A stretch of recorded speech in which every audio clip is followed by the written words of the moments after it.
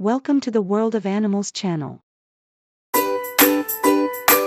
Mga 6 na bagay na gustong gawin ng mga pusa.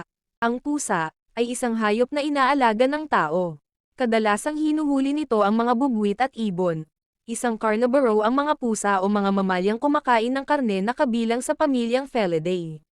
Naging alagang domestikado ang mga pusa na may higit na sa 3,000 mga taon, at tanyag sila bilang mga alagang hayop sa bahay.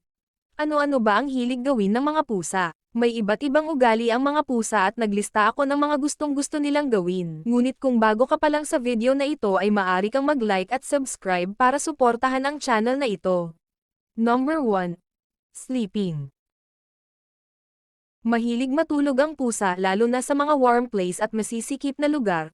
Kung minsan ay natutulog sila sa loob ng box at isa sa mga rason kung bakit palagi silang tulog ay upang mapanatili na mataas ang kanilang energy. Ang mga pusa kasi na mahina at walang energy ay hindi makakapag-hunt ng maayos at hindi nila mapoprotektahan ang sarili nila, at para maging handa sila sa anumang oras ng panganib.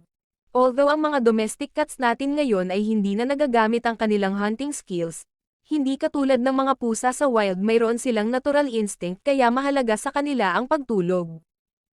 Number 2. High spots. Mahilig sa mga matataas na lugar ang pusa, dahil dito nakikita nila ang buong paligid, at upang protektahan ang kanilang mga sarili sa mataas na lugar laban sa mga predators nila.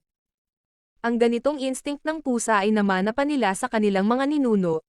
At huwag ka mangamba kung ang pusa mo ay nasa mataas na lugar, dahil ang mga pusa ay may pambihirang kakayahan sa pagbalanse sa kanilang katawan. Number 3. Grooming. Gustong-gusto ng mga pusa na inaayusan sila o nililinisan ang sarili gamit ang pagdila nito sa kanilang mga balahibo, at pagdila din sa kanilang mga kuko, at gustong-gusto din nila na nag-grooming sila ng taong nag-aalaga sa kanila. Number 4. Clean private space. Pag-usapan natin ang kanilang mga litter box. Gaya natin ng mga tao, gusto din nila, at kailangan din ng mga pusa ng malinis at tahimik na private place, o lugar para umihi at dumumi. Number 5. Scratching. Isa ito sa mga natural na ugali ng mga pusa, ang mag-scratch ng mga bagay sa inyong bahay, hindi para sirain ang mga ito kundi, una upang matanggal ang outer layer ng mga claws nito. Pangalawa, para mamarkahan ang kanilang mga teritoryo, sa pamamagitan ng pag-iwan ng scent sa mga scratches nito, at pangatlo, para ma-stretch ang kanilang mga limbs at spines. Number 6. Routine. Ang mga pusa ay natural ng curious, at nangangailangan ng challenge o entertainment na kailangan nila sa araw-araw. Kailangan kasi nila itong gawin para maiwasan ang boredom, at maging healthy. Dahil sa haba ng pagtulog nila, marami silang na-store na energy at kailangan nila itong gamitin.